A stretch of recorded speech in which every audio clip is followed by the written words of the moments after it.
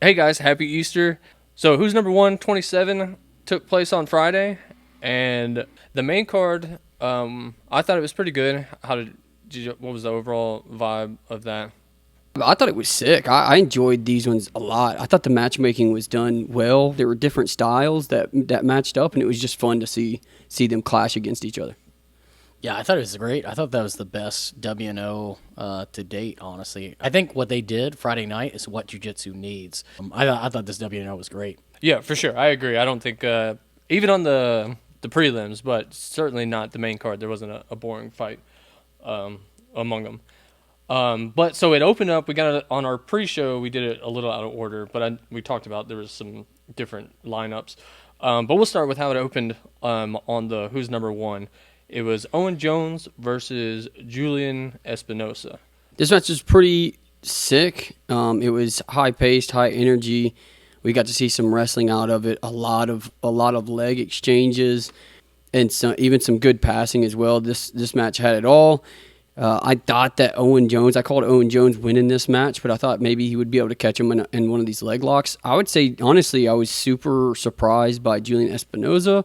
Dude, he came out and where I thought Owen Jones was going to strive in these leg lock exchanges and getting into like pretty decent bites on some of these leg locks, Julian Espinoza was doing a great job at pummeling and actually like re-attacking from him. So it was pretty good. So it's a pretty sick match. It starts off that little bit of hand fighting. Julian Espinoza gets, I believe it's like a Slide by. it's a slide and then by. I he keep jumped to the forgetting the back. name. Yeah, it Yeah, was a slide by and he jumped to the back. Really yeah. exciting, but probably wishes he slowed down. Yeah, he tries to jump to the back, and then I believe, if I'm not mistaken, yeah, Owen Jones ends up coming out on top on that one. There was a lot of leg exchanges, so some of them are going to get muddied, some cooler than or like more exciting than others. I do just remember that Espinoza, they get back standing and he jumps like a scissor leg little takedown. That was pretty cool. Owen Jones goes to counter it so he doesn't enter into his legs really deep, and Espinoza ends up on top with that. So that was pretty interesting, pretty cool. Some good passing by Espinoza or by Owen Jones actually, which kind of surprised me a little bit. Again, I kind of just know him as more of a leg locker. He's actually doing some really good passing, getting to like the jeopardy point, just outside passing, stepping around, getting to north-south almost a couple times.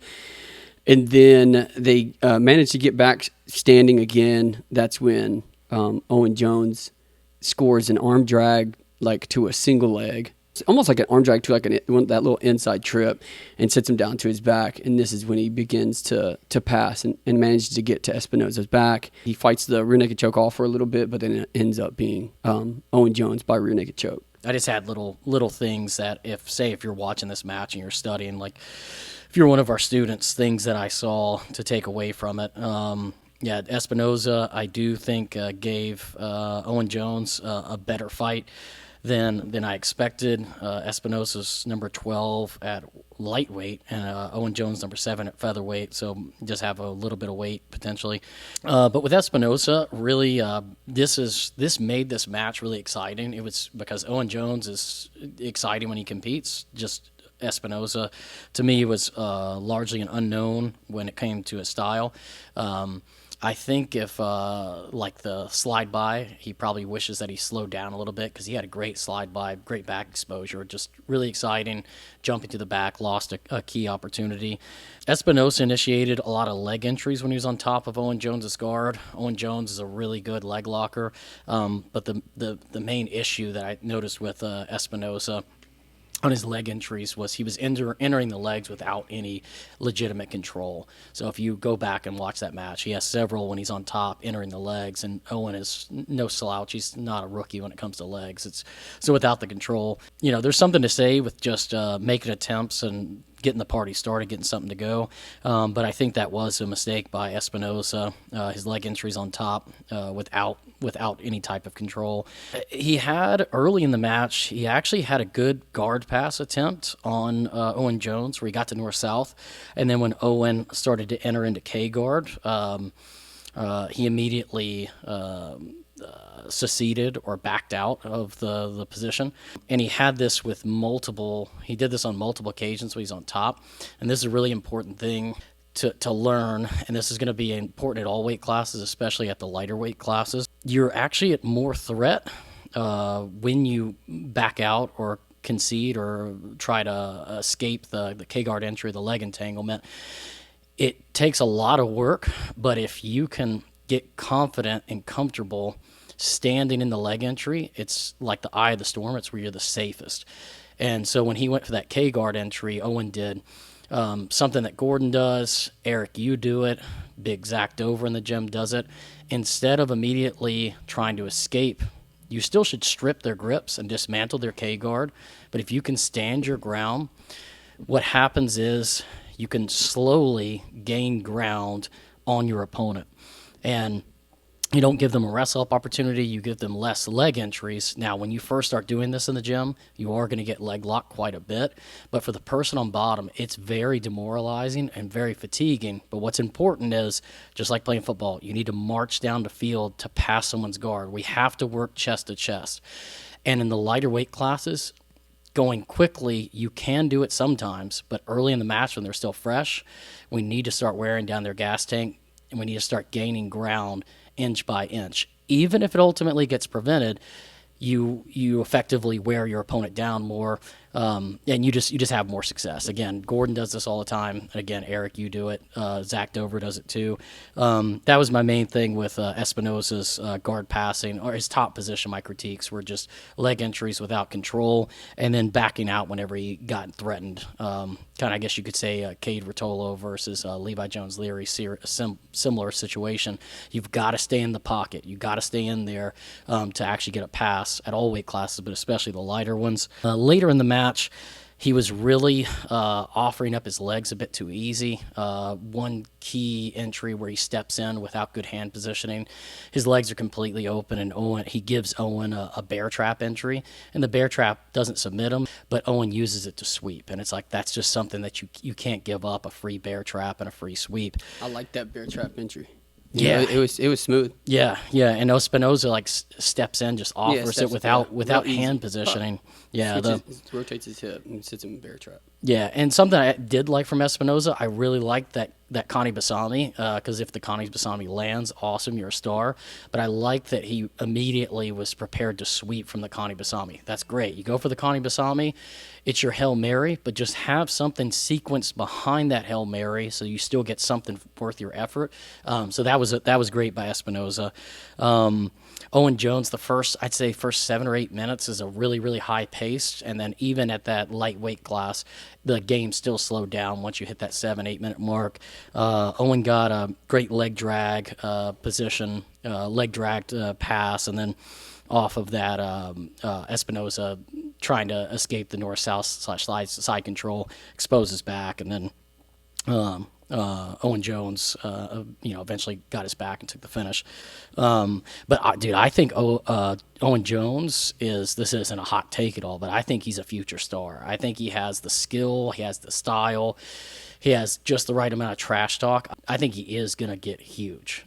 He challenged right after the match. He challenged Josh Cisneros, so he was smart. After the match, he had something prepared. Josh Cisneros, they were matched up at 2024 ADCC for the bronze medal, but Owen Jones got injured against Pato, so he had to back out. So then he challenged Cisneros for the true bronze medal match. But that's what you need. Like, have a performance like that, and then have something in the tank or have something in the queue when they ask you, hey, who's somebody that you want to challenge? Don't say, oh, whoever's here. I guess I got to think about it. Yeah. No, that's good. No, for sure. Did y'all watch any of the post the press conference? Sorry, the pre-press conference. I didn't listen to any of the press conference. I guess just their post interviews. Another reason why I think Owen is going to be a star is he has just enough trash talking, because I listened to the whole press conference, and all of it was just the same jiu-jitsu stuff. I worked really hard on my game. I'm doing my thing.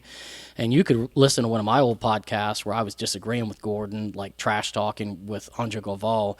But if we want this to be a spectator sport, if we want people to care, the storylines do matter. And the trash talk just has to be decent. It has to actually be organic or good. And Owen Jones, him and Espinosa actually had a good pre-press conference trash talk. Owen Jones, when they asked him, they were like, where are you better than Espinosa? Owen Jones said, My wrestling's better. My guard pass is better. My back takes, my guard's better. Everything's better.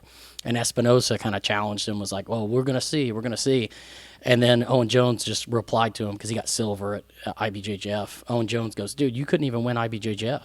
Nobody good even does IBJJF anymore. Everybody good does ADCC or CGI or WNO. Yeah. He goes, you can't even win like the Bush League. And then Espinosa actually had a good rebuttal. He goes, because Owen Jones goes, did you make it to ADCC? And Espinosa did not. He didn't win the trials. And Espinosa's comeback was, okay, buddy, well, I'm waiting on my passport so that I can have UK European citizenship, and then I can win the easy trials in the UK. So. But anyway, but it was the only part of the pre-press conference that actually had some legitimate little, something that created a storyline. Yeah, for sure. That trash talk's always fun. No, I agree. And he does have charisma, so he could be good for the sport. Just to reiterate all that stuff. It was all good. And then, the Marcelo Garcia-esque arm drag to, like, cross-leg inside trip thing. Yeah. So not anything new, but just well executed. And to Corey's point, whenever you're doing the leg locks, for anybody listening, it's pretty hard to get leg locked if you're not on your butt, or if you can keep your stance composed. Like he was saying, you still gotta fight grips, and obviously don't just let somebody tangle up your leg like a vine. But when you run, I think you end up getting tripped down or something like that, and then they can just cinch it up. But as far as, I don't know, I liked Espinosa. I hadn't seen his game. I missed him at the Zapatero. But I thought he gave a pretty good account. But like what you were saying, Corey, he just maybe used his energy a little unwisely, because once Jones takes his back, or once he gets the takedown towards the end of it, and then he starts doing that passing, which there's a lot of this passing we'll have to get to, because I feel like everybody did kind of the same pass all the way to north-south, and then it's a lot of K-guard entries and all kinds of different stuff like that. So similar thing, but and I guess that's really that multi-directional, going one way, spinning all the way around, and one the other way. That's that rodeo. That rodeo passing. It's just exhausting for the bottom person. It just once Espinosa was on bottom, he just wasn't able to keep up with it. And then he got his back taken, and then until he got subbed, was not really trying to escape at all. He was just trying to prolong, maybe just try and take it to a decision. What do you guys think about the WNO rule set specifically? Do you like it or dislike it, the 15-minute matches for all the main card and the judge's favor every 5 minutes? Yeah, I like it. Off the top of my head from watching it, I don't remember any time that I was in any way upset. I like the rule set. I think it's great. And how do you all think it matches up versus watching an ADCC rules competition or a CJI competition? Out of the three, which one do you guys enjoy? Spectator, combining it with the essence, or you could say the hardcore jiu-jitsu purist or whatever. How would you rank those? I put it second. I still think CJI is better, and I know the rounds is kind of an annoying thing. You can think based on if somebody's getting. I like the idea of a clock. The clock running out of time adds an element of suspense. Even if somebody's got like a rear naked choke and it's almost over, but now you're operating against the clock. And then it is annoying to be like, oh, somebody got up. But I think that adds a little bit of intensity. And then there's always like, oh, man, he almost got freaking smoked there. So when he comes back out, let's see what he's got for it. And then also having a break in between the rounds gives, like, I think the fan a little bit of time to digest what happened, a little bit of time to think it over or talk it over with the buddies and be like, oh, God, that was crazy, crazy, crazy. And then we're back on. So so would you rank it CGI 1, WNO 2, ADCC 3? Right. Yeah. How would you rank them? First, I'd just say, I liked it too. I don't mind the judge's favor. The 15 minutes clearly had a huge importance, specifically in this show that we're probably going to get to. They're definitely going to get to later on. So no spoilers or anything in that way. But the 15 minutes is great. I didn't have a problem with that at all. Just to really flesh out like who's got the best jiu-jitsu. So just because something early happens in the round, you got 15 minutes to keep working and kind of dig yourself out of a bad hole, or keep working and get past a guard or whatever. Sometimes jiu-jitsu is just in that way. It takes time to wear people down. Judge's favor, nothing ever felt like out of out of order to me. No robberies. You didn't Yeah, feel like no, robberies. no, Yeah. no robberies, Okay, but good also judges. just by the rule sets and by like no referee intervention. That I was like, hey, this kind of took me out of like the match, or like nobody's falling off the mat either. They just stop, recenter and stuff. So I think it was great. I'm still kind of up in there. ADC would probably be 3 still to me, but 1 and 2 is kind of up in there. The only reason I just think the CGA, maybe we need to flesh the rules out a little bit more. We've only seen one big tournament from it. Through watching that entire event, I can't remember right now. It's been some time, but I can't remember right now a match that I was like, I don't know about that, or I don't like how these rules are. Something just feels kind of off, or maybe a robbery or something. I like the CGI rule sets and rounds a lot, but I'm not going to necessarily put it at number 1 right now for me, because I'd like to just see it fleshed out a little bit more. That's all. But no, who's number 1? I thought that was great. I thought, again, like I said, it ran real smooth. I wasn't upset about referee calls or stalling or anything like that. So. Yeah, for me, I would put WNO number 1, CGI number 2, ADCC number 3. Large gap between number 1 and 2, or 1 and 2 to me. WNO and CGI are very close. We'll probably get into it later why I edge out the WNO what I prefer about it. But there is a large gap for me when it comes to entertainment value between WNO, CGI, and ADCC. And I do something that you bring up, Eric, on the point, gives the fans time to digest. The only thing I would honestly say with CGI is I wish they'd give them a 2-minute break. I like the break because it gives recovery time, so you'll get more exciting matches. I just wish they'd up it to 2 minutes so you get even more recovery, so then you can come out. But say if somebody does get the back, it is kind of a bummer. You had to work so hard to get to the back, but seemingly if you had the back the whole round, or you dominate, you get a 10-8, so you're still getting something good out of it. Yeah, You're getting value from it for but sure. anyway, yeah, I was curious what you guys thought from it. So Owen Jones takes the win, if we weren't clear on this, by rear naked choke. And as far as the picks go, we all picked him. Me and Corey picked him by heel hook. Kevin picked him by Darce. Yeah. Well, you got a choke out of it. Dark horse, Darce. Yeah, the Darce Knight. Moving on, the next one that we cover first, this was the old dogs out there, and this was Shanji Ribeiro taking on Richie Martinez. Man, this one, the reason why I'm so bummed out, and me and Kevin talked about this, and it affects with other matches, because when I watched Faburi, I was like, first attack it, I was like, dude, me and Kevin talked about it. Kevin's like, I'm trying to get picks correct. He was like, you and Eric, y'all are going with hunches or whatever, like picking Liz Clay, fixing Faburi. When I was watching, I was like, from now on, I am actually going to try to get my picks as correct as possible, because when I was watching this match, literally once Shanji passed his guard, I saw Boogie's face, and I was like, why did I pick decision? I picked Shanji by decision, and I was like looking at Boogie. And hindsight is 2020. Hindsight is 2020, but also in the moment when I saw Boogie's face, I was like, "What are you doing, Corey? Why did you pick by decision?" Like Boogie, he gets submitted. Like he gets submitted, and he gets submitted bad. Every time he gets submitted, he's flopping and flailing and stuff. Yeah. Like it's It wasn't all that. You gotta give him some dues though, because I thought I almost nailed this one straight away, boy. Yeah, his dude, yeah. He did, dude. Boogie, we all gonna give him the same credit. When Shanji pulled that outside heel look was clean, boy. That was good. It was good. It was a legitimate outside heel look.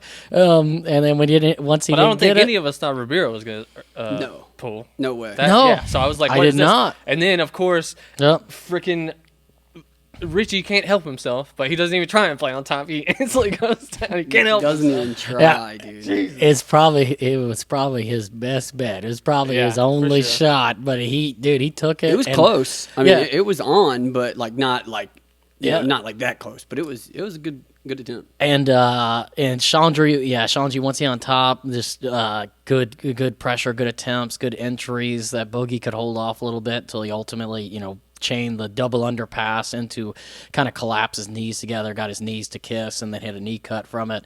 Once he passed, just great pressure, or really not even pressure, just great secure side control and north-south to the Kimura finish.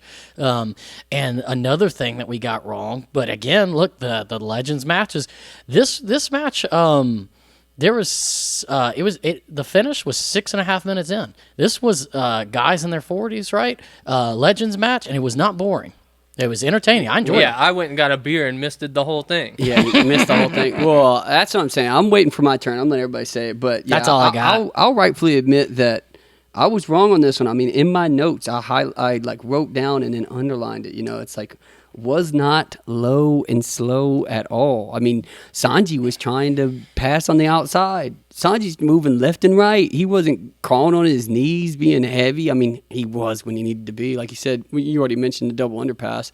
But I was wrong on this one. Again, I was dead on how Sanji won, by the way, because I called Sanji winning by Kimura. But Well, I mean, if you remember, you weren't so confident, so I'll give you props on the no, pick. I said, I said By both. decision or By decision or I mean the Kimura, but no. You made me But yeah, choose, and I props got on- yeah. props Give me on. my but didn't go. Yeah, definitely didn't go the way I want. I mean, from the very jump when I saw Sanji pull, I was like, oh, what the oh shit, and then the outside heel hook, I was like, oh my god. Like what's going on?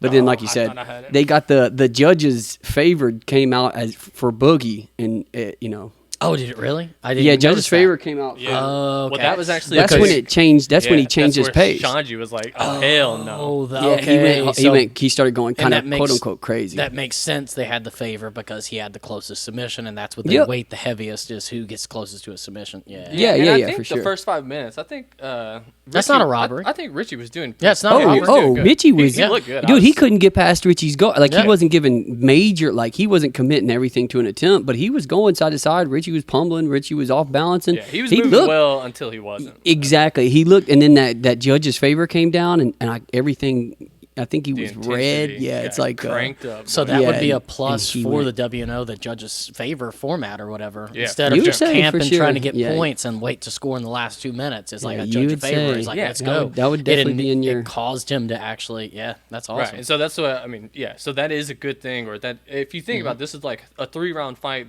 with live scoring and no breaks, kind of. So like, yeah, if you think you did good in a match and like again no points, but like you pass, you get a sweep, and he passes, he gets a sweep, and then all of a sudden as the Craig Jones, just getting off topic a little bit, but yeah, if you see that you lost that round 10-9, you're like, damn, Live There's scoring no, is yeah, key. there's no Yeah, I like there's it. no taking your foot off the gas because I now think- you got to make ground up. I think also it's the fact that it's professional jiu-jitsu is going the no-gi route. I think is for the better, obviously, for entertainment. Because if this was a gi match, Boogie doesn't do gi, but we could have had a Yeah. a Well, low and slow. gi whatever pressure. Yeah, Yeah, for sure, and it's better that like the judges' favor is kind of just again it's the same thing as like a 10-point must system, but so it's not you can only win by 1 or 2 points, I guess, like a 10-8 or it can get bigger than that, but generally it's just a 1 point. You win the round or you don't, as opposed to like an IBJJF situation to where you get like 6 points and it's stalled, the game's over, like match is over. Because WNO, you could get the judges' favor the first 2 sequences, and then they get the favor, and you could lose just off the third. Oh one. yeah, for It's sure. judged in its entirety as opposed to round. Yeah. 10-9, 10-9. Yeah. Well, Right, I mean- I'm just saying, I'm saying as far as the points, they just at some point they can become insurmountable. Even though, like, okay, so like say you're able to get like a takedown and a pass, and then you just give it up, and then I take your back, and I'm unable to submit you, but I control the rest of the round on your back. Like I lose by 1 point or whatever it is because you got 5-4, whatever it is. Right. I don't know how I got there, but yeah, I could spend the whole round on your back trying to actually work for a submission, get really close on a couple of them, just be able to do it and have 4 points and an advantage or a million advantages, but I just lose because it was 5-4, and that like it. To a viewer, they're like, "What the hell? This guy just got his ass kicked." But he What would technically seemingly appear to be won. Or his yeah, ass he was kick. on death's door the entire, Yeah, except right. for that first little exchange that he scored a bunch of points. Yeah, he was basically at this guy's mercy the whole time. He just wasn't able to get it done. So Basically, what people liked about the Pride judging system as it being judged in its entirety versus round by round. Because at the end, Arona versus Vandalay, like for the first 15 minutes or whatever the fight controls him and stuff, but Vandalay ends up winning just because the last 5 or 10 minutes of the fight, he's actually Arona's getting beat up, and it's like at the end of the fight, you're like, if this fight kept going, who was getting beat, and they would actually give it, yeah. So the old guys delivered, and this is a cool thing. Just to wrap this again, 40 for Richie Martinez, 44 for Yeah. Shanji. They were moving, they were getting after it. Jiu-Jitsu is a cool sport, or submission grappling, in that you really, I mean, you kind of control how much damage you're gonna take to your body and stuff like that. So well into your 40s, or you can still have like a fun, exciting career. Shanji gets it done by Kimura. Corey got the pick right, but he got Picked a damn decision, dude. he picked by decision, so he didn't get the method of victory That was correct. dumb. Kevin got the pick right and the method of victory both right, so he picked Shanji by Kimura. Let's go. And I picked Martinez by heel hook, which almost happened. So now that moves us on to Andrew Tackett versus February Christian. Let's just play this one out. A quick recap.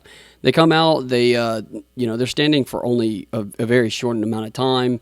Tackett sees a very slight opening in February's stance, and he does a double leg, and it's not even like a traditional double leg. I don't even know if his knee gets to the ground. He kind of just reaches out for a single leg, lowers his level, reaches out for a single leg, and then switches to a double.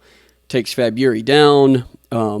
He begins his passing from the outside. February is doing a good job at pummeling his legs over, trying to enter in on some leg exchanges, some leg lock exchanges on Andrew Tackett. Andrew Tackett's keeping composure, kind of like what Corey already touched on earlier, keeping composure, keeping base, and fighting the feet so that he doesn't have to completely give up ground. Now, some of the times, I think a few times he has to eventually kind of high step out, and it kind of still gives up the ground. But in the last exchange of Andrew trying to get around, passing from the outside, get around the guard, February pummels his leg over. Andrew Tackett's able to get a nice little underhook with his leg, and he's keeping his balance in a position that seems pretty like he's not compromised, obviously, but it's a pretty interesting position. He's pinning his February's foot with one hand, and then his other arm has an underhook. February's got his ankle. He's in a pretty stretched out kind of seeming position, but he's got enough balance to sit there and fix his hair and stuff. And then, so Andrew Tackett he kind of like just looks at the position for a little bit. They're maybe there for 15, 20 seconds. He looks at the position, and then he's able to realize that he has an inside heel hook kind of waiting there. So he's able to scoop his February's bottom leg that he was previously pinning with his hand. He's able to scoop underneath it with his arm, scoot his leg underneath, and get a nice little inside heel hook, real quick inside heel hook. And it's like seconds after, I don't know what is said. I think something said from the crowd, but it's like seconds after February is like, something said, everybody starts laughing. February's like, ha, ha, ha, ha, heel hook, almost immediately. You got to watch it. His fingers, or he's putting his hand in his butt. Yeah. Oh, is that it? I think it's Tackett? No, February is. Yeah, February's keeping him off. So from bottom position, he's framing with his arms, and his right arm is right in Tackett's butt crack. And I think it's Tackett who goes says something to him like, dang, get your hand out of my ass. Right. And then he chuckles and repositions, which may have been his undoing. Yeah, but inside heel hook. Tackett by inside heel hook. Y'all think that was a startle tap or a fear tap at all? Do you think Tackett had it secure enough? Yeah, I think he does have it secure, but it is a strange reaction, the way he bridges or what am I thinking? Yeah, he does. Yeah, he bridges. It's like to me, it looked like a little bit of a startle tap. Maybe he got a pop on it. Just Tackett, the leg control didn't look strong enough or tight enough to get that big of a reaction from February. I haven't watched enough of February's matches, so I don't know how actually good he is at late-stage leg defense, but lots of people, when they don't have great late-stage leg defense, you can get those startle taps. I mean, I've tapped in competition off of an omoplata that after I tapped, I was like, dude, why'd I even tap to that? It was a startle tap. The guy had it secure, but it wasn't even. I tapped just because didn't want to get injury, but which I understand it with the heel hook, but just curious if y'all thought that at all. Yeah, if we break that position down a little bit more, so this goes into like we were talking about in the Jones match, a lot of passing to north south, and then the counter to the pass to north south is to go to the backside 50-50, and I think he actually gets to this. He's actually from K guard and all that kind of stuff. And who's the young man who won the Zapatera? Daniel Corbet. Yeah, Corbet. Yeah. Okay, so another lesson that you could take from him is with the leg locks is it's hard to get leg locked, or it's hard for somebody to leg lock you if they can't if you keep their legs separate. So that's what. So as he's going into the K guard, going around to the backside 50-50, Tackett is doing a good job of he posts his left leg down to the mat, and then he's able to backstep. No, his right leg down. I can't remember, but he's able to backstep and undo the position. Yeah, so his left leg comes over the top, and it's like he's in not quite a 50-50, but it's like it seems like what would have been like a backside 50-50. And so because it's not from the ground, it's not secure enough, and they have the whole butt frame situation, and Tackett's hand has his leg pinned down, and then after they kind of settle, and he moves his Faburi moves his right hand to the left of Tackett's butt crack, it allows Tackett to get his leg in position. If you watch, he slides his leg in position, and then he scoops the leg that he has pinned down. And then I think, Corey, what happens, because he has both legs, it's like an inverted close guard. Yeah. If that makes sense. So he has both legs around the outside. And I think when he scoops them, he inside heel hooks Faburi's right leg. Mm-hmm. And I think his legs are crossed and pinched in between both of Tackett's legs. So I think it was good enough control. It might have been kind of a weird position. I watched it a few times. I think it's good enough control. I think it's both. I think it's ultimately good enough control. I think that it maybe was like a little bit of a panic tap. Definitely good enough control when both legs wrap around the outside. But I do think it was still like a little bit of a panic tap just by his reaction. Yeah, I honestly think of his reaction. And then the leg position I saw. And Faburi was noticeably dejected like after the match. It wasn't like, man, yeah, you got me, got the better. It's like, yeah, he didn't even want to look at that. He was so upset with himself. That could just be, it's like, hey, this is your big shot. You get caught. But man, I also think it's a little bit of that Tackett. Yeah, I think it was the situation. I think it's the Tackett. I'm telling y'all, last time we talked about Andrew Tackett, talked about watching that show, and I don't think Andrew Tackett's like a bad guy or anything. Look, I like his jiu-jitsu a lot, but he's just kind of that guy, man. He's always playing with his hair. He's trying to make little jokes on the mat, kind of, he's like making a joke. Hey, yeah, get your fingers out of my ass or whatever. And it's like, ha ha, yeah, okay, man, let me reset. Oh, you're on a heel hook. Yeah. And it's like, you little bitch. It's not the guy you want to lose to. It's frustrating. Yeah, but also it's like, yeah, I don't know. I remember Eric telling a story about that guy that came up to you before competition. He's like real country or just like seemed real nice and off-putting, and Well, wait, he what? Nice and off-putting? like I'm saying, like not off-putting. I mean like like disarming. Like Yeah, he was just a nice guy. Like a nice guy, maybe a little disarming and stuff. And it's like, yeah, you go out there and you compete with somebody. It's like he's saying jokes and stuff in the middle of the match, and Faburi's over here. All right, man, let me move my hand, and yeah, he just like snatches a heel hook right off of it, and you're kind of like I don't know. I'm not doing a great job of explaining what I'm trying to say. It's just, yeah, maybe just not the guy to. Well, I understand what you're saying because Tackett is very disarming. In their pre-match press conference, he was super nice. He's just super nice, disarming, and that heel hook, he exploded on it too. It was no like, hey, I'm taking any time. He's definitely like tearing your ACL with that one.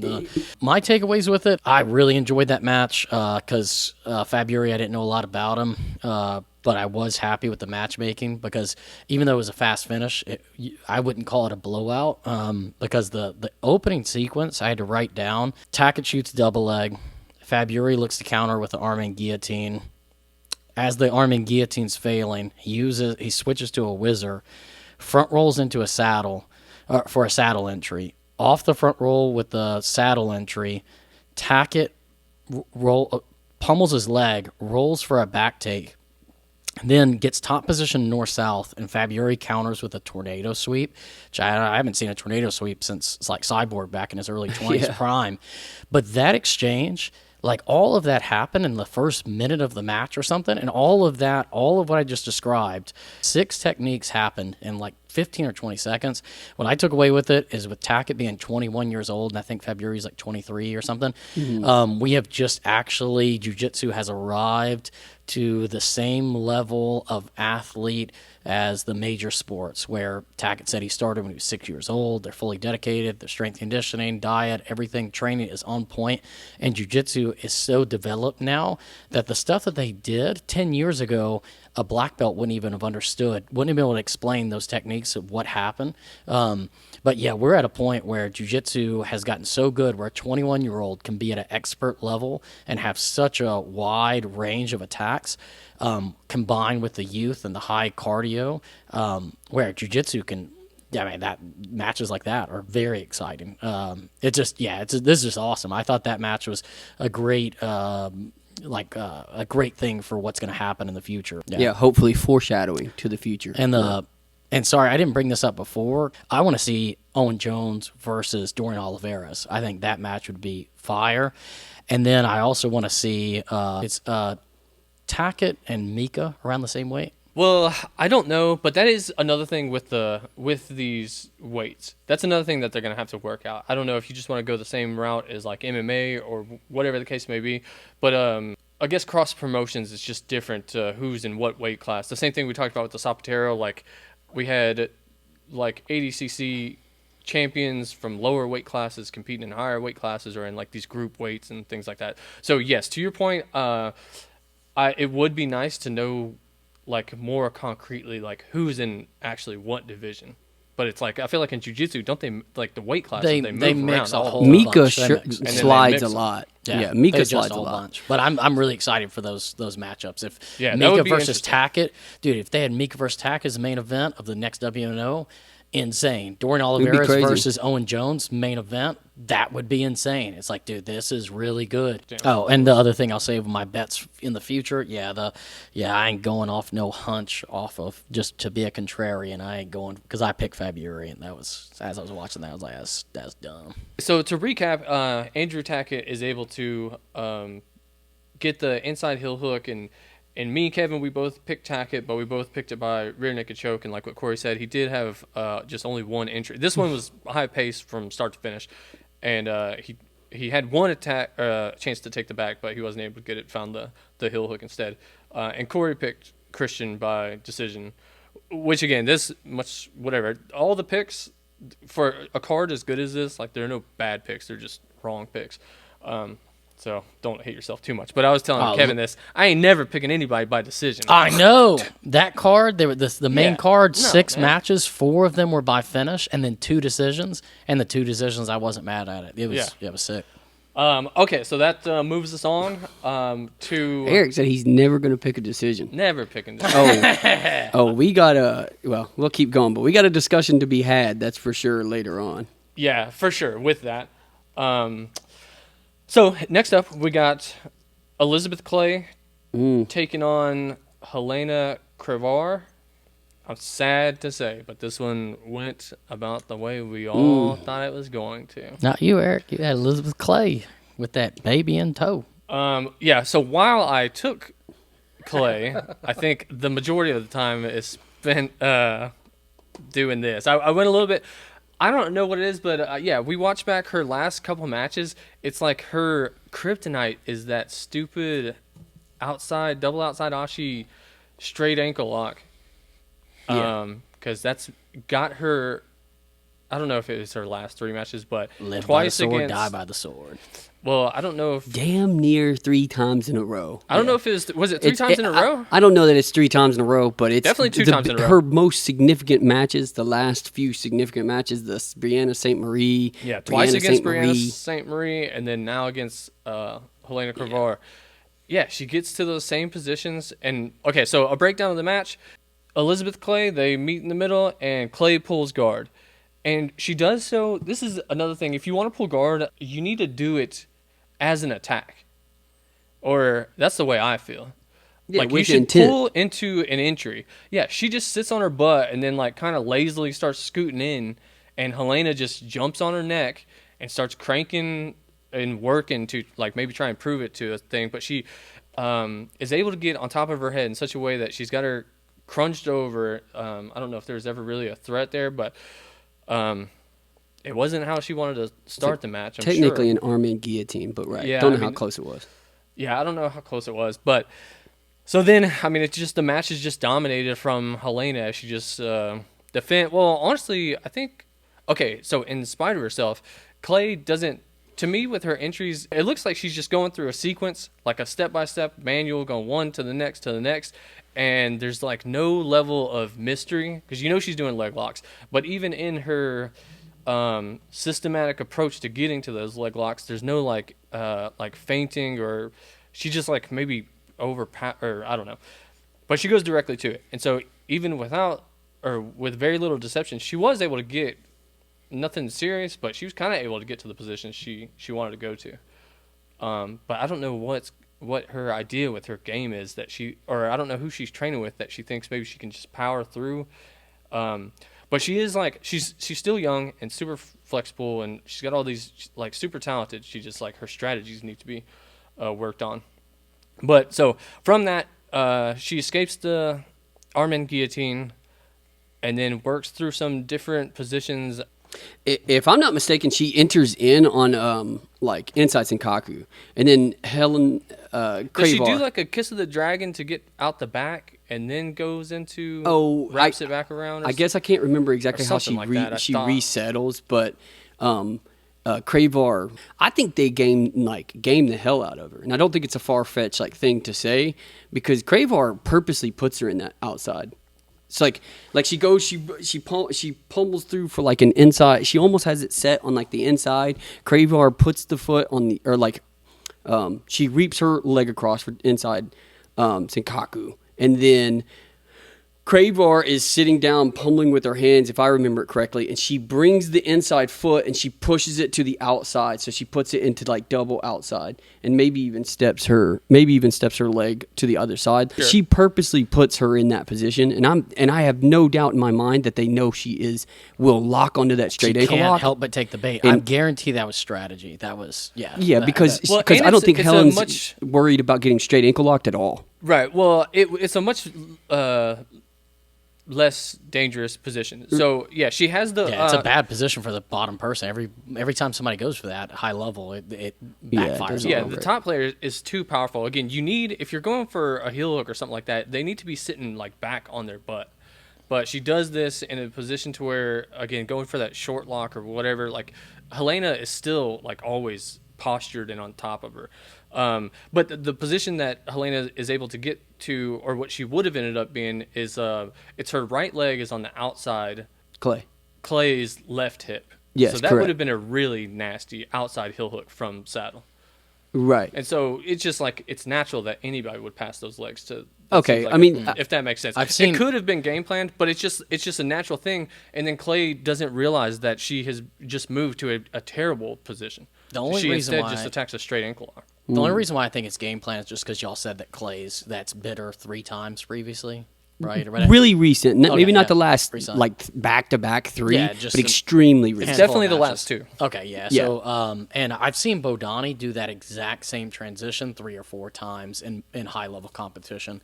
I learned it from him, watching him do it. And I think even on his YouTube channel, does he has an instructional on it. So it's something that entire team does for sure. So even if they didn't specifically game plan it, it's probably something that they work on in the gym. It's a technique that they work on. Yeah, I mean, if you go back and watch it, it's best practices, I think, for that situation. I don't think this is specific to anybody's camp. It's the best thing. If you don't do it and she locks up that outside heel hook, it's the one that Gordon was saying is like the strongest heel hook that there is. And so you have to prevent that. And in doing so, it puts you in the double outside. Yeah, okay. I'll secede to that. It probably was best practices. Maybe I was trying to see signs where they're.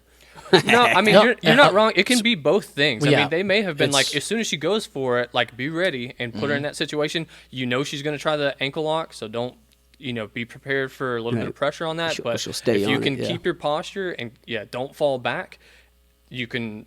Yeah, that's a pretty. I'm sure you guys know that's a pretty. Okay, so moving through this, I'm doing a terrible job of keeping this flowing.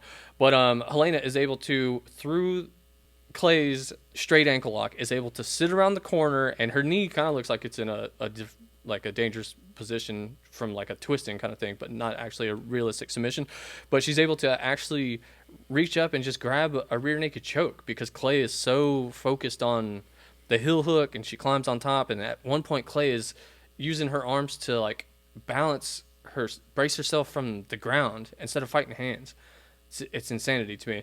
And then yeah, Clay is able to get to the back, get a strong enough bite on the neck to make Clay focus on it. She actually lets it go and has to re-find the choke. But by this point, she's got to a body triangle and then is able to get the rear naked choke from it. Simplified translation, I would say for that is if you're a practitioner, if you're in standing position and somebody starts reaping, it's in your best interest, a best practice. It's something you should do. Forcing them to outside ashi. If you can force them to that outside ashi, when you're standing, the outside heel hook is not in the prime position. You can slide your knee out, but if you can force it out there, you'd be surprised how easy it is to do the same transition Helena did. You do maybe gotta, if you got glass ankles, that ankle lock maybe would catch you, but work on your ankle flexibility. And yeah, it happens all the time, high level, where when that outside ashi happens, there's a back take coming from it. The other thing that I like that Helena did, which I think was actual strategy, which I agree with you, Eric, that at least for Elizabeth Clay's style to pull, because she's such a leg locker, she needs to pull into an immediate initiation, because her pulling in a relaxed manner allowed Helena, I think, actually to use her actual strategy, which was when Elizabeth Clay, if you're in a seated position, if your head sits too far forward, you do that because you don't want to get forced supine. And you have easier leg entries in the seated position. You can close the distance easier. But when your head goes forward, Helena forces her to the arm and guillotine, the front headlock position, and that front headlock shuts down all the leg entries because your upper body is so bound. I think Helena, that was the strategy. She purposely, hey, let's get a front headlock so she can't enter on any legs. Let's wear on her.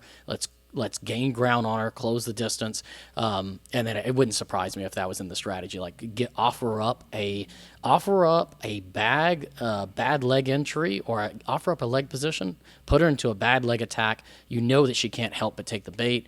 And yeah, I think that was I think that was probably a combination of great strategy, great student, great technique, just which that's what you want out of a good coach and a good camp, is all that. I think it all came to fruition. And Elizabeth Clay as well, like, she's 24 years old, so she's not old, but she did, my wife, when she saw the baby, her estimate was that baby's like 7 months old. So it's very hard to be at the highest level of competition when you still have a newborn. That's super difficult. In 3 years between their last match, Helena's 15 years old to 18. Your physicality and technique changes so much in 3 years, but not 3 years is plenty of time to change your game, but 15 to 18, there's so much physicality that changes. Well, I would just say none of that was even necessary. I think if this was 15-year-old Helena, she would have won with these strategies.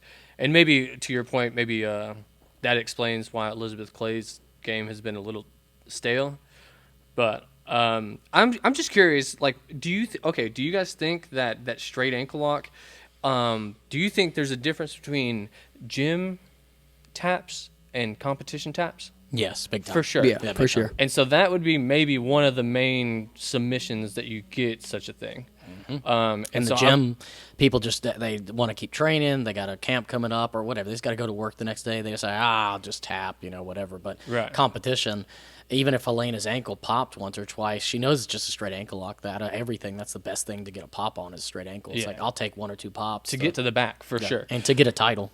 Yeah, exactly. There's more on the line. So I don't know. I was thinking about that too. I was like, I wonder if she gets, like, if she's, that's one of her better, like, gym submissions, but it's just like at different levels. Just like what you talk about this high percentage at the highest level and stuff like that. Like that's maybe one that is unreliable when the stakes are so high.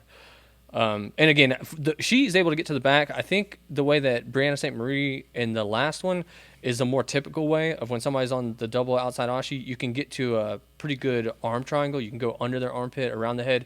You can get to the arm triangle, and then you can, then sprawl your leg out to free it, and then you end in like an arm triangle, or you can take the back.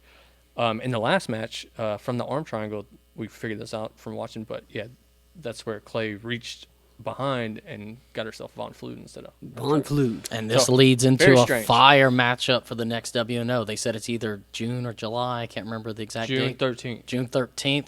This is it for the title. Let's bring in Sarah Galval to match up. She is lighter, but WNO's done it before. Pato beat Dante Leon, went up a weight class. Let's do it, dude. Let's get it. Yeah, I like that. I like the good matches, and that'd be a good one because how the last one played out. But again, the weight classes, I think that is like Helena's asking for a 150, or she wants a heavier weight class. Yeah, 55, or 50, 55, whatever it was.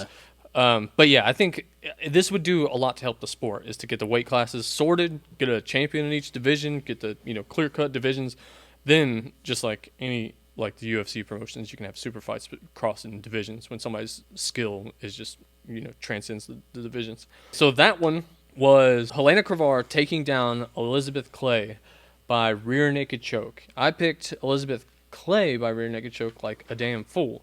But Kevin picked Helena Cravar by heel hook, and Corey picked Helena by rear naked choke. Ding, So ding, ding, ding, ding. I at that least one, got Corey something. got that one perfect, and Kevin got it right too. But that moves us on to our co-main event, which this one I can't be happier about. This one, the Snorlax. The goes Snorlax. down. Okay, but this was Victor Hugo taking on Luke Griffith.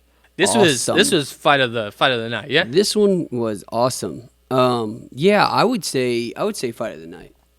Now, I wasn't upset with the finals either, but I would say fight of the night. So this one came out. Victor Hugo surprised me, and I'm sure surprised almost everybody. Maybe Victor Hugo had been listening to people. He heard our podcast, Eric called him Snorlax or something. He'd been listening to the wrong people or something because he decided to wrestle. Dumbass, for sure, dumbass. He decided to wrestle on this one. He actually decided to do takedowns. I was just amazed. I mean, I was amazed so many times in this card, actually. Sanji pulling guard and Victor Hugo doing takedowns.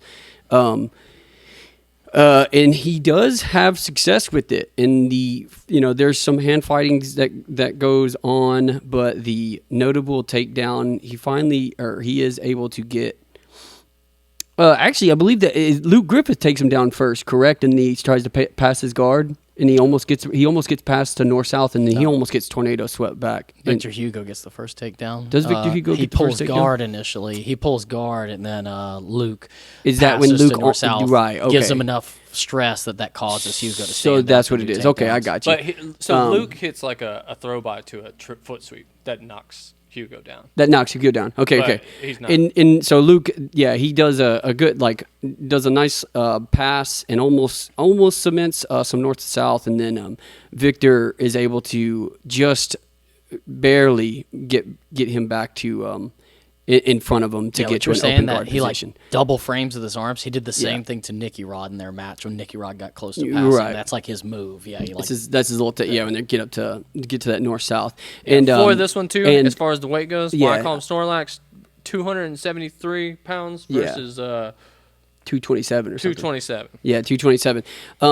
So yeah, noticeably bigger, and again, I think that move would have worked either way, but again, it was just an immediate kind of punch in the mouth, I think, to Victor Hugo, and he was like, maybe he felt like he might have some problems with him passing his guard in this one. I don't know what it was, but he decided to stand back up.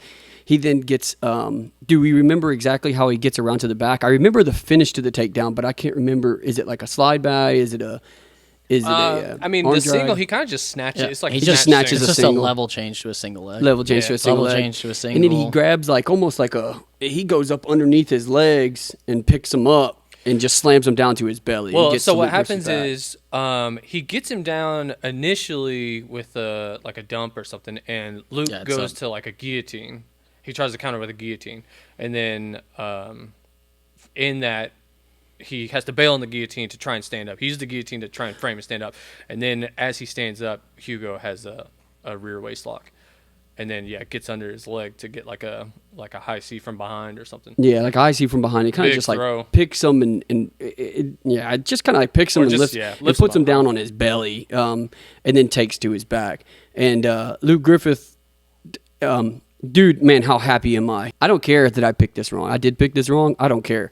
Luke Griffith shows great composure and just shows, intelligence, a willingness to actually escape a shitty position, work on learning how to get out of really shitty positions. And this probably goes to the fact that his heavyweight room is so fucking good, with Marigali, Gordon Ryan, and Big Dan being in there too. And I'm sure they got some other guys in there too. But he actually knows how to escape when somebody has his back. Victor Hugo is able to secure the back, and he's fighting for rear naked chokes the whole time. Griffith is defending rear naked chokes and also defending body triangles and hooks. And eventually, through tactics, is able to escape Victor Hugo's back control. And now it is Luke Griffith's turn. I actually can't remember exactly how Griffith gets to his back right now. I'm drawing a blank in my head. It's a beautiful duck under. It's a duck under on him, right? And it gets down to his back. Beautiful duck under, lands off the duck under with his left knee, like a knee cut, variation of a knee cut, but right off the duck under. Yeah, and he manages. It's pretty much like a tale of two mount. halves. Yeah, it's a tale of two halves. He knee cuts to mount, and eventually is able to secure back control and is trying to finish Victor Hugo off with the rear naked choke. And I believe the time runs out. And it's in like so Luke Griffith ends up taking this victory by decision. But it's a clear win. Victor Hugo wasn't able to have his back. He ends up having Victor Hugo's back for six minutes. I mean, it's clear control on it. It's a clear winner for Luke Griffith, and I'm happy about it. Victor Hugo doesn't do much to escape it. He looks gassed. He looks gassed when Griffin escapes the back control, but right before he hits the duck under. I believe I even heard him speak on that, saying that he felt him kind of fade a little bit. And he said that he was tired, but he was like, I got so much more to give. Like I got a lot more to give in this match. So yeah, I'm really happy about it. Victor Hugo surprised me. I'm glad that he actually tried to do something like do some takedowns and it's like, it was an exciting match. It was fun to watch. And I guess I sound like a Victor Hugo hater, but I picked Victor Hugo to win this match by decision or by maybe even rear naked choke. But Luke Griffith did me right. That's like the best way to lose a pick, in my opinion, the way I feel about it at least. But y'all go ahead. That's all I got. Yeah, I picked Victor Hugo too. I felt really strong with my pick because of Luke's past, his history of breaking when matches get really, really difficult, or finding a way to lose or making a key mistake. Luke saying that he was losing weight to opt for increased cardio and conditioning seemed like it did play out. Danaher and Luke said that in in interviews leading up to it. I think part of him losing weight is also for the CGI team, because Big Dan's going to take the heavier weight class, and he needs to be the 220 pound weight class, and before he's losing weight from 250, so I think that's part of it as well. He's fitting in what makes best for the team. I think that even helped him with the body triangle. When I gain weight and my belly grows, it is much harder for me to escape body triangles. It hurts more. It makes me feel like I'm gonna vomit more. As I get leaner, I can handle the body triangle pressure better, and I can rotate and twist more. My own experience when my belly shrinks. Victor Hugo, I rewatched it before he came over. I didn't see the slide by foot sweep. I thought Hugo just pulled initially. From my perspective, he pulled initially, and I thought it was interesting that he opted to play seated versus supine. I think he chose to do that, like with Nicky Rod, he played supine to avoid the body lock.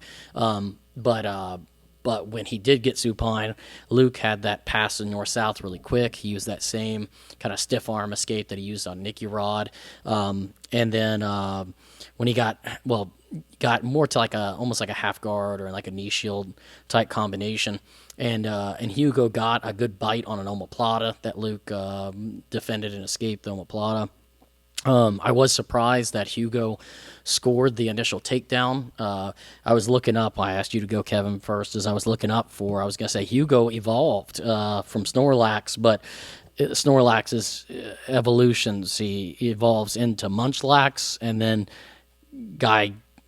Gigantamax. So I don't think I was looking for maybe Snorlax turning into something faster or more aggressive because I was surprised that he got the takedown. But Munchlax don't sound like it. Munchlax. But I was very surprised to see him get the takedown. I thought it was interesting after Luke had the outside pass thing. That it did cause Hugo to stand up, and then I was surprised he got the takedown. His level change single super simple, variation of the dump. His mat return was clean. Getting the body triangle was good. He had good attacks and stuff, but Luke's defense was just great. Luke used the turning escape. Turning escape sometimes can put you in mount, but at least you're not in the rear mount. The body triangle. Hugo tried to chase the back, and it's hard for you. You're 270 pounds plus. It's hard to stay on the back of somebody. And then Luke's duck under I thought was clean. It was really good off the collar tie. Duck under is a great technique to use at heavyweight. Drop to the knee, doesn't have to worry about it like a heavy sprawl. Immediately landed in a knee inside position to knee cut straight to mount. And then, I went on all the comments after the event, was looking at all the match comments, and people were mad at Luke Griffin. It's comments, but they were mad. They were like, how are you, talking shit or whatever, because he took off his rash guard and he was excited. They're like, how are you talking shit? We need to submit the guy. It's like Victor Hugo, I got to check the rankings again, but I think he was maybe ranked number 2. Anyway, he just beat Nicky Rod, which that is a huge win to beat Victor Hugo and just beat Nicky Rod. But I think he was really, why he took his rash guard off and was so excited, was he broke his own curse. Like, he did evolve. I'm not, last podcast thought it was going to take another 2 or 3 years for him to do it, but I think that's why he's so excited, because he's had that happen to him so many times. Like, he almost beats Felipe Pena gets him. He's doing great. He's tearing up IBJJF scene, the worlds and everything, wins his weight class and the absolute. I think he submitted everybody. But then he goes out and loses to Wagner Hosha, guy in his 40s that's significantly lighter than him. I think it was a release.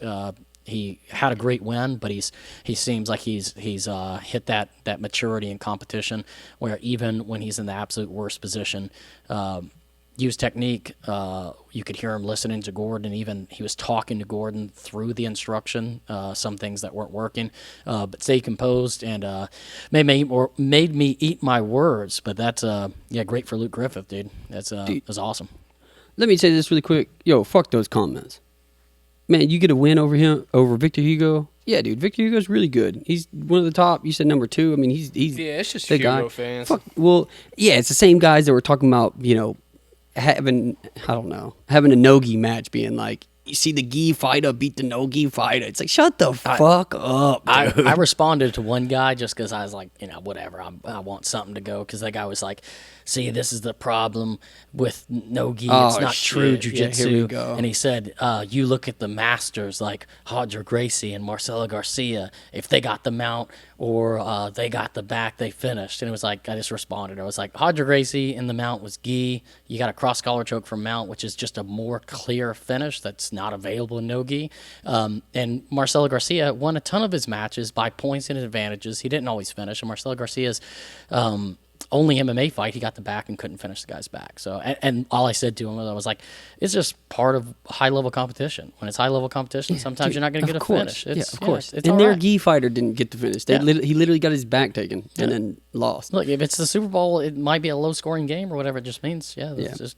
It is just comments. I didn't want to, I don't need we don't have to go down that idiots of the internet, but it's just like, With that, 15 minutes continuous, were you guys, what did you think entertainment value? Were you guys entertained by it? Were you bored by it? What'd you think? Man, I was entertained by it. What do you think? No, I thought this was good. Yeah, I thought it was sick. I thought 15 minutes was perfect because we actually got to see. I thought we just got to see the storyline play out, and it wasn't. I'm not hating on the rounds or anything, but Luke actually had to escape it. There was no referee intervention. There was no round or administration intervention.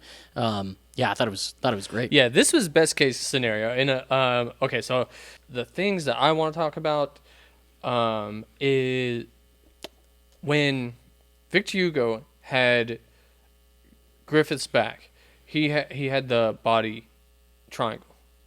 Do you guys think that's all the optimal back control? If you look at it, well, I guess I'll elaborate. I think so. Okay, so it allows the turning escape, which can be you can still get a crazy tight squeeze on that, but it does allow for you to get that turning escape. If you, I don't know, it seems the hooks themselves like prevent you from turning at all, or it's a double control. Your chest on your opponent's back controls their shoulders. Your hooks control their hips. Now those hooks maybe are easier to, they're not locked together, so they're easier to remove, and maybe that's the thing. But when you have the figure four, especially for Victor Hugo, who's such a big guy, and like what you were talking about with like somebody with a small waist or something like that, you're kind of, if you're not trying to squeeze them in half, then you're giving them just a big triangle to rotate around in. And also, maybe this is just based on the size of him, but Victor Hugo, when he was going for the rear naked chokes, I don't know if y'all noticed this, but he seemed way too high. Like, if you go back and watch it, Luke's head is like, at the bottom or on his chest, on Victor Hugo's chest. Yeah. Or yeah, he's like yeah, wrapping his head yeah. like over the top because he's way too high. And I think that's what the body triangle, again, the hooks, they prevent you from going too high. You still need your hips on top of your opponent's hips, but with the nature of you being on the back and curling over and stuff, it kind of lines you up. Your shoulders are, again, just on top of their shoulders so that your arm can get in for that rear naked choke. I think he was too high and not able to reach down to get, or it just made the choke. He was making it harder on himself. And then it ultimately led to the escape. Now, people have maybe figured out how to get the back.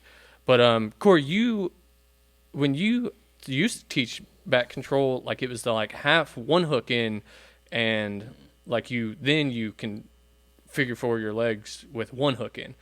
And that, I'd have to think it out a little bit. But that might seem like the optimal position. The reason that wasn't optimal is because of points, or the reason that people wouldn't necessarily maybe opt for that. And I'm sure there's escapes for everything. That control, like lock and half guard from the back. The issue is the same escape is the weakness of that position. It's the turning escape. From my experience, I still think the body triangle is the optimal control from the back. I think only, but with that caveat, it has to be said that the reason why I think it is when they start doing the turning escape, you have to chase and transition to a mounted body triangle, which with Victor Hugo, his size and his conditioning, that might not be a thing. He also splits his time between gi and no gi. I think his body triangle isn't just not good enough. And his rear naked choke attacks, if you're saying he was too high, that wouldn't surprise me at all. I think him splitting his time, there's no way it can be as good. Well, I think hooks just keep your body. Everybody's got different bodies, and the body types, the way they line up, are going to be different. But I think it has your body in a better alignment. And I think, again, the half guard from the back or the one hook figure forward, I think I would watch for it in things like this when points don't matter. Because I think the two hooks in or the body triangle, those have come. I mean, they are good controls, obviously, but they've come out of the necessity of the points. So I don't know. I think if he had his legs figured forward, and you got to keep a good seatbelt, like those two things have to work together to control. Again, it's a dual control instead of, I guess they're all dual controlled, but you have control of the hips, and you can feel where the hips are going. And the turning escape, you have to turn to turtle. And then once you turn to turtle, then you continue the same turn, and then it ends you up in like bottom half guard. It's like a crappy bottom half guard. I think body triangle is still like the best, but I think and then like you could the half guard from the back is really good, and again, like you said, maybe even potentially it's up there for sure, because every time it's done to me, it definitely sinks my hips down, even when I'm trying to turn to turtle and stuff, and then hooks. I think it just all really, this is super vanilla, but it just depends on the situation. Maybe, like Corey already brought up, maybe it's not ideal to go to work body triangle on somebody who's almost 50 pounds lighter than you. They're going to have a smaller waist. To your point, saying that he was like seemingly too high, I feel like height-wise, they're relatively the same. So maybe he just clamped his body triangle a little bit too high up. So that would require like fight IQ just to make an attempt to readjust your positioning. So, and then another thing I wanted to talk about, and this will go into the next one too, but Luke, from his mount, I think he had a much better mount game, or a good mount game. So he worked kind of like to the arm triangle, but he was able to get the arm isolated. But I don't think he was ever actually going for an arm triangle, especially against somebody as big as Hugo. I think he might have been able to bridge out of that, even though they're both big. But he worked to get like a fully locked gift wrap And then from once he was able to get that on top of Hugo being gassed and all these things, he was able to like really easily sit the corner and shimmy himself underneath and then start working for the choke on the back. And then Hugo does escape at the end, kind of because he's sitting off to the side. Luke realizes he's not going to get the choke, so he then switches to like the Kimura grip. And okay, so that's going to wrap that one. Again, for you guys, y'all both took Hugo. Voting or picking with my heart, but I picked Griffith, and it paid off. Nice. You said that's the best way to lose.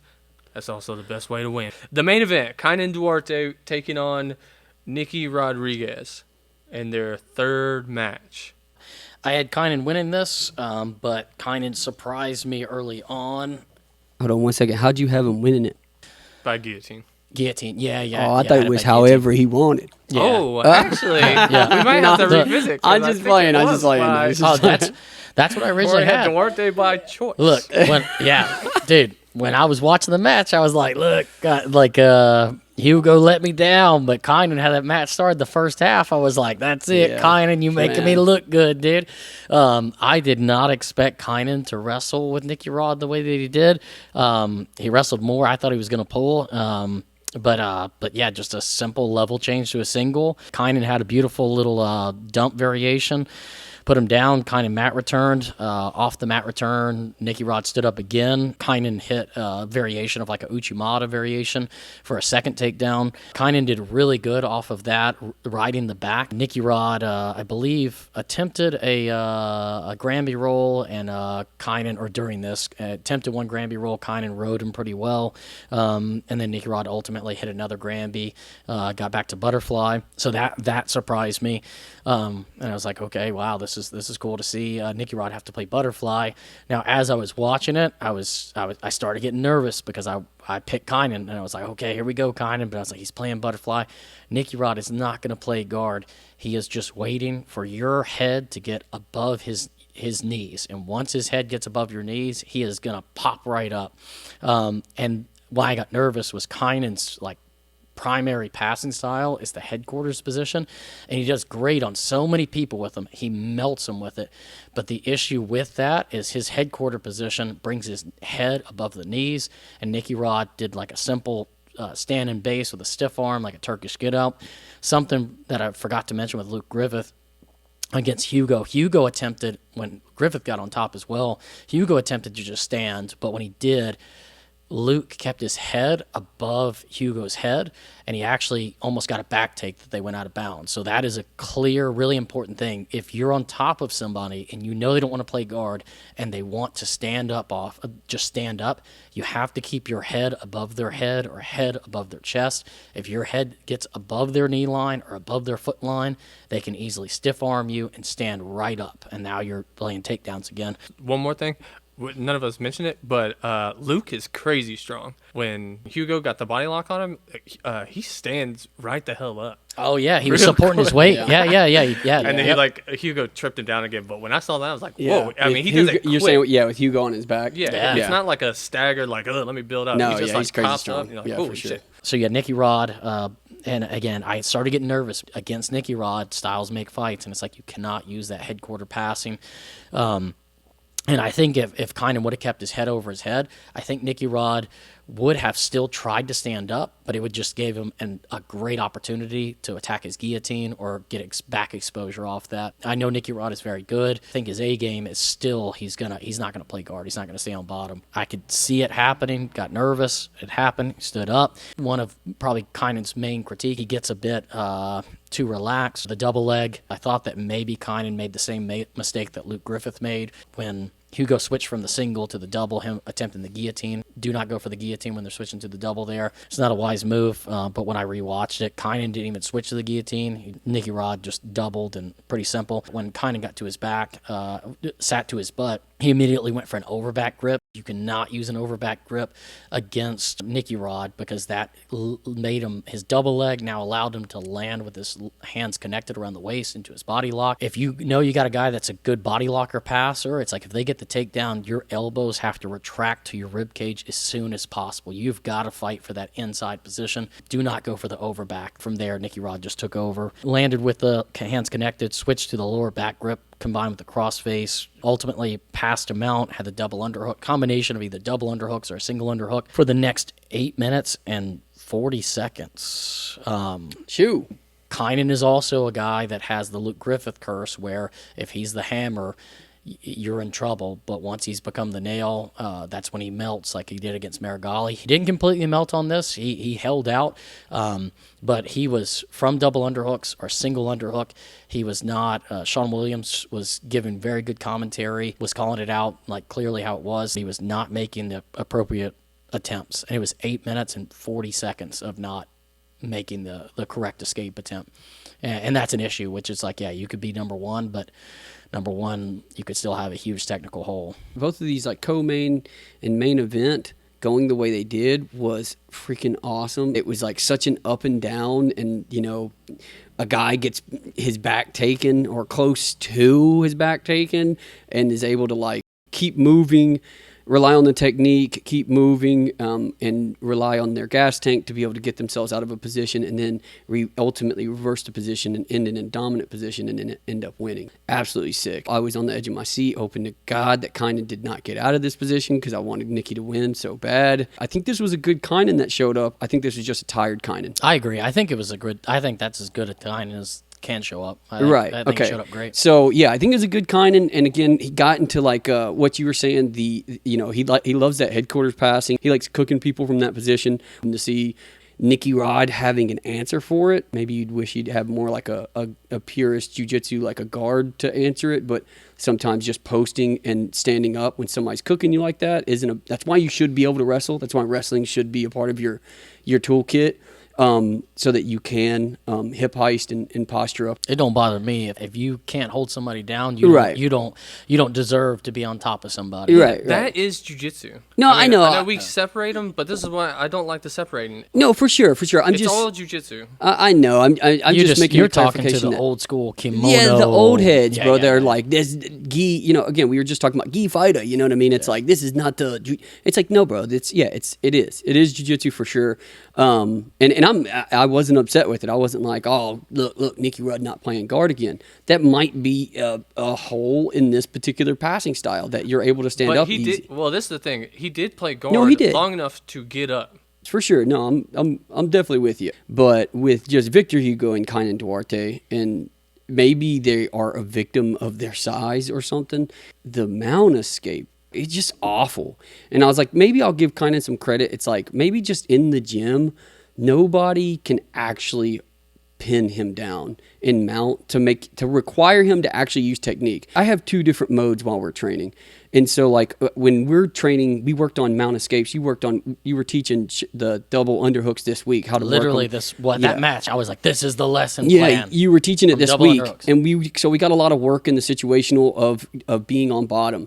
And it's like, there are moments where like I will take ego or whatever out of it. I'll go slow and I'll be stuck in mount a little bit longer than I could or should be, but I'll be like, okay, I really want to work on this particular way to do this. Let me wedge this elbow. Let me take it real slow, take the strength out of it, whatever. And then there's like the ego version of me where somebody, maybe we switch position and somebody just explodes out of my mount control. And I'm like, okay, all right, when we switch top bottom, watch this. You think you can get out of my mount quick? Watch, let me show you how fast I get out. And it's like it's an ego explosion. I don't think there's anybody testing Kynan like that in his gym, because just by what I saw, it just wasn't meticulous enough. There were moments of it, but we're talking about 8 minutes and 41 seconds. He put it in the appropriate position, and Sean Williams gave him praise and said, now he's doing what he's doing, and then he brought it back. I specifically remember that moment. But your point when you're saying Kynan, so do you think Kynan is he's like doing the ego lifting, like ego training? I think he's in this position. Yeah, he obviously. Yeah, I think in mount, I don't think there's somebody that's able to push him that way consistently. I'm sure people have come in. He's trained. I'm sure he trains with Felipe Pena and stuff. I know they're homies and everything. But I'm saying that like consistently to where he has to actually, with the fine tooth comb, figure out how to make the appropriate like connections and go through it. I think it's like you said, ego lifting. I think he's ego exploding out of mount, and it bit him in the fucking ass this time because he doesn't actually have a proper plan of escape. This is actually what I think that John Danaher has, if there's a contribution to the sport that he's done, what I would give above everything else. He has done so much for how to appropriately train, because when you watch all the new wave guys train when they're doing mount rounds, they're not ego training, and they're actually, so if you don't do the ego training, which it happens to me too, the same thing, and I fight it, if I let my ego control me, even in the same scenario that you laid out where the person you're in mount, they just explode out or whatever, you're trying to do like a technical round, I try the best I can to fight it. Don't always succeed, but I think this is a key thing. This is so much different than what I initially experienced the first 10, 15 years that I trained, which is very, very common in the Brazilian the style of training. All the Brazilians that I've trained with is you don't lose a round. You don't lose a point. Your goal is you win every single round, every single day.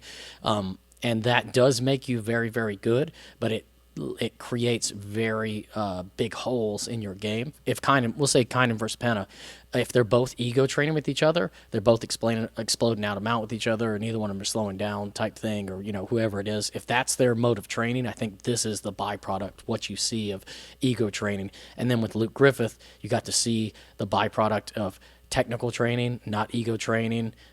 It pays off. My take on it is a little bit different. This is the ADCC absolute and division champion going up against the CGI champion. I think in the first episode we discussed how easy Nicky Rod had it in his bracket. And so that would mean that Kynan didn't have it so easy, or that would be the assumption made if we point out one over the other. I think there's something else going on. So I think he does know all these escapes and different things, or maybe it's okay. So we also talked about Nicky not being at that top tier level. I think this proves that he is at that top tier level, and maybe rule sets and things like that, or whatever, you're gonna have a favorable match. Okay, so for those, I think with the techniques that you're talking about, they're different. So one is relying more on physicality, the other's relying on technique, and so I guess like by technique, I mean like your brain and doing things the most efficient way, as opposed. So one requires more energy, the other requires less energy, but can achieve the same result. So Nicky Rod's Granby rolls out of the back takes, that was maybe, I think this is an example of don't have the best plan, just have a good plan now, just go kind of thing. Because if you have the perfect plan, maybe you wait too long and he gets those hooks in or body lock and then it's over. But the Granby rolls, maybe it's not the prettiest. They were a little rough. It's not the prettiest escape, but it got the job done. 236 Granby roll though, so we'll take them. Yeah, for sure. I mean, that's a lot of meat moving Yeah, around. hell yeah. It is annoying because it doesn't seem the most technical, but a bridge can work. The cost at the bridge and the big roll is maybe there's a big opening if you're fast enough to catch it, and then the amount of energy required to do so. So you're taking a risk in that if this doesn't pay off, or even if it does pay off, you've just spent a lot of your energy. I think Nicky Rod did it at the right time. If he had maybe tried to sit or something like that, Kynan maybe might have been able to pass and mount him. But he kind of, spazzed out, hit his Granbys to get to guard, and then even his little Turkish get-up, maybe not the most technical way to sweep or to stand up, but it was a big burst of energy that he wagered was the right thing to do, and it was. And then Kynan, again, helped him out with his style of pressure, being too straight up on his hips, not holding Nicky down. Once he gets the takedown, yeah, he's able to, like, almost immediately pass to mount. What I think he was doing is he was presenting his own dilemma to Kynan, to where if Kynan bridged to his left, he would have sunk in a deep arm triangle without any effort. Mm-hmm. But he wasn't going for the arm triangle himself. Or you stay here and you get beat on. I think that Kynan, or you guys let me know what you think. Do you think he was more interested in not getting subbed than escaping? Can I insert this just really quick? Another reason I think because of the ego stuff. Rewatch it and tell me how many times you count Kynan lock his hands behind Nicky Rod's back. Yeah, around the back. What is that ego? I just think I think that's a grip and just trying to rip somebody off. He's just trying to. No, that's when's the last worst time, thing When's that- the last time you've tried to do that? How does that work on anyone?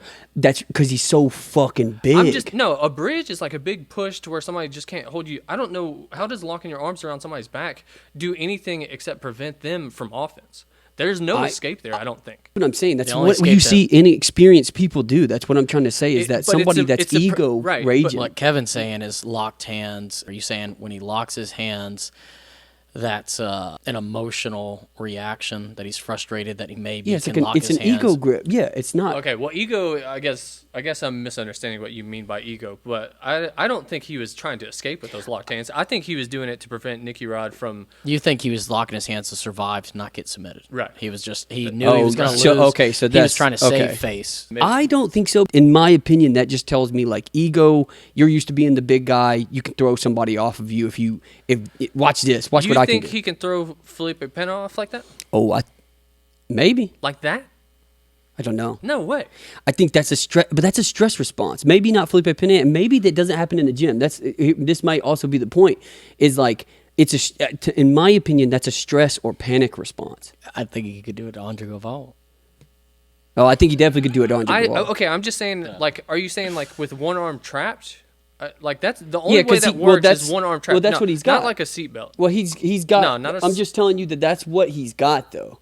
Right, because he's got one arm underhook. So right, and then the other rod has an underhook. Right, so he's got a seatbelt. So he locks it like so. And maybe if you get a pinch on that underhook, I mean, this is just a freaking trap and roll. But he's not doing. I'm not saying that he's committing to a trap and roll. Okay, but right, a trap and roll could work. What he's doing will never work. I agree. It seems like a stress response. It seems like an ego. Again, in my opinion, you're saying that he's defending. Right. Okay, but Eric, what I'm saying is y'all are you both can't do this to Andre Galval. You can't do this to anyone. Both describing because I have both my types arms. of stress responses. A stress response is one thing, but an actual escape on anyone, no way does that ever happen. I don't think. I understand what you're saying. It's a stress response. Like Kevin's saying I don't think it does work. Kevin's saying a stress response as an aggressive stress response. You're describing a stress response in which he's just doesn't want to get submitted. And the problem is both of you could be correct, because people do, when they get stressed out, they will lock their hands and do stupid shit. But also, if they don't want to get submitted because of the stress response of being humiliated or whatever, they'll lock their hands just to survive. That is how people will survive the arm triangle. My take is slightly different. Nobody knows. I can't say, Eric, that you're wrong. Nobody knows except for Kynan. It'd be great if he had a post-fight interview, because we just have to act. It would be awesome if he was actually honest about it. What I saw... I didn't see good enough bridge attempts out of Kynan to. My issue is I didn't see the appropriate technical responses. So from the double underhooks, that was the lesson plan this week. We started double underhooks. From double underhooks, you can't elbow escape and you can't use a kipping escape. You can't wedge an elbow inside of a leg, so the elbow escape doesn't work. You can't do a kipping escape because you can't post both hands on the hips. The appropriate response from the double underhooks is a strong bridge, but the strong bridge also needs to be paired with a trapping of a foot.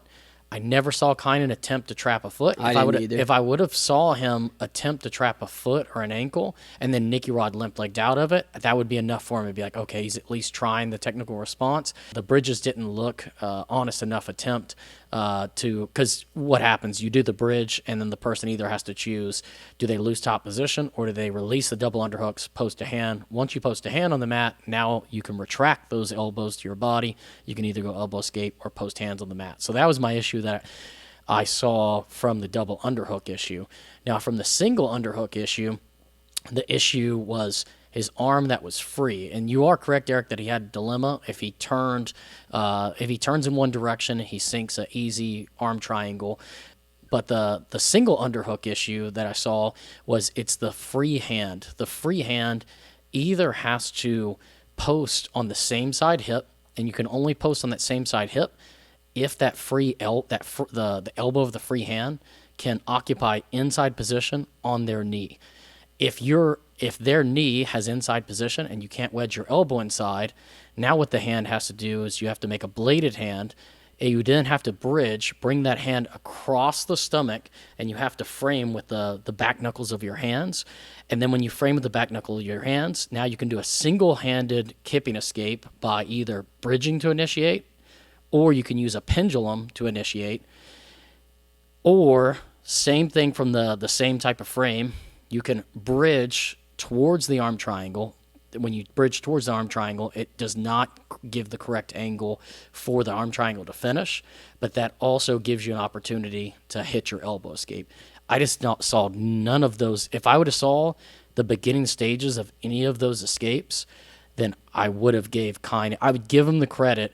I mean, again, Eric, you could be correct where he's like, I just don't want to get subbed. It's a really long time to just sit there and mount and be like, hope I don't get subbed. My issue, I think that he has a technical ignorance to that position, just because I didn't see any of the early stages of any of those escapes that I laid out. Okay, well, that's fair, but I just think it's much more unlikely that Kynan doesn't know how to escape mount. I mean, he's a big guy now, but he wasn't always a big guy. I don't think that he doesn't know how to do it. I just want to be clear about that. I mean, but again, knowing how to do it and then doing it against the highest level people, it's like, dude, I know how to do a, you know. So you're saying Nicky Rod was preventing him from doing so? Yeah, I mean, again, it's like, well, dude, we can say that like everybody has different parts of their game is at different levels. You know, your A game you would like your A game to be vast, big, all encompassing, but you know, some people's leg game, you know, your single leg X game is as a C minus, your guard passing is an A plus, or whatever headquarters camping is A plus. What I'm saying is that his mount escape, that if you asked him to do it, he could probably do it, but his mount escape is just C minus compared to somebody whose mount control is probably an A plus plus in Nicky Rod. Right. Okay. So that's more. I think Nicky Rod's mount control is probably really high, and I think Kynan's mount escape obviously is lower. Yeah, I think his no-gi mount escape is pretty low. But I don't think it's like C plus. I don't think it's a C. I just use an example. I just giving an example here. I would agree with you on I'd say his no-gi mount escapes would be around a C. I bet if it was gi, he knows really easy with the arm triangle threat to bring that free hand down, grab the pant leg, and easily push it down to like a quarter guard or whatever. But that's just my theory. But doesn't training in the gi help you in no gi? Well, I mean, this is all just speculation. Nobody's gonna. Yeah, we're just breaking it down. Just speculation. I think he knew what Nicky Rod was doing, and Nicky Rod was saying, "You can try and bridge me. I'm gonna limit the direction you can bridge." That back exposure was not something he was willing to risk. When somebody goes for that, you get that underhook, you rip that thing out, and you sit around and you take somebody's back as they go into a bridge, because it requires enough energy that if you can lift up as they bridge, you like release your control, they'll overexert themselves, and you sit to the back pretty easy there. I think that was Nicky Rod's plan. And Kynan knew that was the plan. And so, to you guys' point, I mean, maybe beyond that, he was technically stumped. He was like, shit, I know with this guy, he's got a trap for me. I'm not going to take the bait. And so this is the point that I wanted to get to after that. Do you think more or less of Kynan, or the same, because he lost by decision as opposed to submission? Would you rather have seen him fucking go for it, get his back taken, and then... Oh, I'd much rather him make an attempt, yeah. Do you think he sees it that way? Oh, no. He very well, could have been protecting the loss by submission. I would not have thought anything different, lower of him by getting submitted, but I would have gave Nicky Rod more flowers for saying, hey, man, he finished the ADCC champion. So, maybe he could have, that could have been his thing. As a coach, I'll always say, hey, man, go for the risk and get submitted versus just guarantee the loss. But that is a huge psychological component. I would have given Nicky Rod definitely get some extra credit because he got the sub off on Kynan because it's Kynan. But I wouldn't have been like, oh, Kynan's trash because he got subbed. I'd much rather see him, go for it. That is a common stress response when you're gassed or you feel like somebody's better than you. It is a common to fight, flight, or freeze. Freeze is one of the common stress responses. Even if you're not worried, you're not thinking about what the fans are going to say or what your wife's going to say or your coach is going to say. That is a common internal thing that happens, and that could have been what happened. He just shut down. He froze. And I personally do think less of Kynan for not going for it. Or this is the consequence of not going for it is we are now critiquing his level of expertise and technique. Yeah, now, I'm sorry. Maybe I just allow me to clarify. I don't think he's smart for not going for it. right. Do you think more or less of him if he gets a loss by a sub or decision? Oh, I think. I guess. Or I more didn't specifically, do you think It's specific to this scenario. because this scenario, do you think Should he have gone for it? Oh, she absolutely should have Yeah, gone right. for it. Okay, Yeah. so that. And Okay, so I you just want to think clarify less of this. him because gets- he didn't go for it. Yeah, Okay. you think less of him because I he see. didn't, Yes. because he just Okay. Yeah, did this the- is a specific thing. yeah, If you very go out there and specific. you get smoked by submission, like, yeah, that's one thing. Whatever. Or if you have so this is one that, again, what I'm trying to get at is he laid in mount for that long amount of time, so much so that we're critiquing his level of expertise. This is the ADCC multiple gold, absolute gold. And now we're trying to break down of like, does this guy not know how to escape mount? I think it was more of a mental thing. If he decided, I'm not going to get subbed, I'm not going to put myself at the risk, I'm going to take this decision loss, and I'm never going to give Nicky Rod submission victory over me. Never. That's yeah, and out of the rankings that Flow Grappling came out today, they definitely punished him for it because he's kind of dropped to number 6. Well, rightfully Number so. 6. Because it could be either of these things. It could be what you guys are saying, like what Corey's saying. He splits his time between gi, no gi, so he doesn't actually have the technical mastery. He is the biggest guy in the room, and he can throw everybody off and whatever. Or like, I think that's a better scenario because that stuff is maybe easier to fix than like a mental block of egoing of like, I'm never giving Nicky Rod a submission over me. Here's and- my hot take. I think all three of us are correct. I think it's a dual. It could. It's a triangle, which it's one. It's all percentages on it or whatever. Sure. But what you just described, all three of our perspectives: ego training, technical lack of technical mastery, and then psychological weakness. It's really a debate on how are the ratios on all three of those things. Hopefully this one showed us that maybe jiu-jitsu is coming around to it, that wrestling has of like the grit of just like fighting to the end. So we saw a lot of that in this. It's the reason I'm a fan, and why I think a lot of people are a fan of the Rodriguez brothers, because 2 matches that we've already talked about on here is the Rodriguez's most recent loss to Victor Hugo. He's going for it, and then it gets overtime, and he does shoot for a takedown, and he does some boneheaded thing that gets him rear naked choked in the overtime. But he's the one who initiates. Hugo just is good, hits that good counter Uchimata, and then ends up taking his back because he can't give up points, and so he whatever. But I appreciate, even in the loss, I appreciate he fucking went for it. And same thing with J-Rod and Bodoni in their ADCC match. You talk about like he does get eventually broken, and it does. I think it ends with Bodoni having his back. Part of that is because J-Rod goes for it. He at least throws his Hail Mary. Yeah, he goes for it, and it doesn't pan out for him. It's not like the big heroic finish that he somehow gets the position, but he doesn't just sit and pull guard and butt scoot and try and shoot like terrible, whatever the version of that is. He takes his shot at least. What you're saying is also a reason why I really like the WNO format, is because I think it incentivizes, or it values that the person that's making the initiations, they'll get the judge's favor, and it's like you're not out. Even if you lost the first 2 judges' favors, you can still don't give up. Which that's what we need to have an exciting sport where all of us watched this, and there was 2 decisions, but we were like, dude, this was. Yeah, entertaining the whole time. Yeah, Kevin, you said you were on the edge of your seat, hoping that Kynan didn't escape. Because you know that if Kynan does escape, all he's got to do is just go on a run, and now he can. Oh, hell he's yeah. good enough too. Great matchmaking. Yeah, great event. Yeah, and I agree with you, Eric. I called Nicky Rod by decision too. Yeah, Yeah, so for that one, again, the match does end with Nicky Rod holding the position all the way, going for the mother's milk at the end, and but he takes that win by decision. Me and Kevin had Nicky Rod. I had him by rear naked choke. Kevin had him by decision, so he got that one perfect. And Corey, again, Kynan. the Kynan by guillotine is not a bad pick. It just didn't turn out that way. Because, again, in the first 5 minutes of this, Kynan was all over him. Who do y'all want for the main event of the next WNO? To me, there's an obvious choice. For Nicky to go against? Are you saying for Nicky or just anybody? I'm saying main event, but for me, off of this match, I think it's an obvious choice. Nicky Rod versus Luke Griffith. It's got to be the main event.